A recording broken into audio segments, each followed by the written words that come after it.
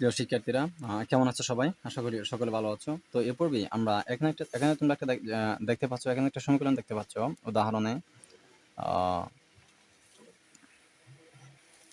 2x square 2x square minus 3x minus 2 সমান 0। 2x square minus 2 minus 3x minus 2 সমান 0। এই সমীকরণটা এরা হচ্ছে মানে লেখচিত্রের মাধ্যমে সমাধান করছে, দুইটা মান পাইছে। লেখচিত্রের মাধ্যমে সমাধান করে দুইটা মান পাইছে, একটা হচ্ছে -12 এবং আরেকটা হচ্ছে 2। তো এরপরে এখানে আসি বলতেছে এটা সাধারণ সূত্র দিয়ে সমাধান করতে আমাদেরকে, সাধারণ সূত্র দিয়ে সমাধান করে একই রকম মান পাওয়া যায় কিনা সেটা আমাদেরকে যাচাই করতে বলতেছে। তো আমরা চলো সেটা সাধারণ সূত্র দিয়ে সমাধান করি। তো আমরা সমাধান শুরু করি।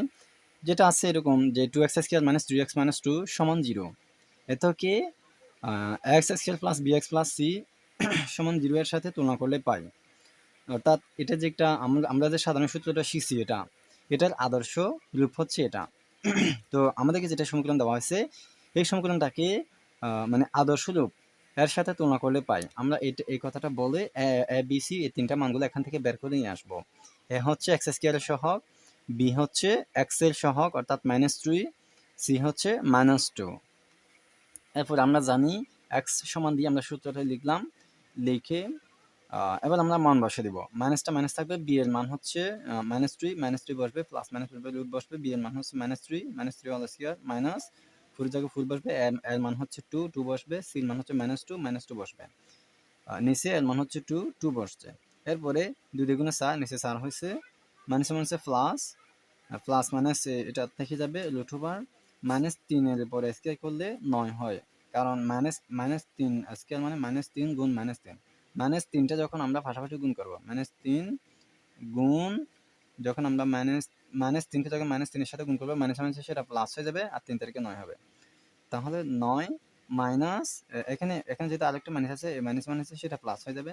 তাহলে 4 দুগুণে 8, 8 দুগুণে 16, 16 হচ্ছে, নিচে 4 আছে। এরপরে 3 প্লাস মাইনাস 9 16 যোগ করলে হয় 25, নিচে 4। এরপরে 3 প্লাস মাইনাস 25 এর উপরে রুট করলে 5, নিচে 4। এরপরে সুতরাং x সমান সমান, এখানে যে প্লাস মাইনাস আছে, তো আমরা প্লাস মাইনাসের জন্য প্লাসের জন্য একবার বের করব x এর মান, মাইনাসের জন্য আরো একবার আমরা x এর মান বের করব। তো x সমান সমান একবার আমরা প্লাস নিয়েছি, 3 প্লাস 5/4 সমান 8 ভাগে 4 ভাগের 8 আসছে, কাটাকাটি দিলে 2 থাকে। তো 4 কে 4 দিয়ে কাটলে 1, 8 কে 4 দিয়ে কাটলে 2। এরপরে x2 সমান 3 মাইনাস 5, 3 থেকে 5 গেলে -2 থাকে, নিচে 4 কাটাকাটি দিলে আর -1/2 থাকে। তাহলে দেখা যাচ্ছে আমাদের বইয়ে যে লেখচিত্রের মাধ্যমে মূল্য সমাধান করছে, সেখানেও x এর মান ছিল -1/2 এবং 2। আমাদের এখনো আমরা যে সাধারণ সূত্র দিয়ে সমাধান করছি, সেক্ষেত্রে আমাদের মানটা একই রকম আসছে।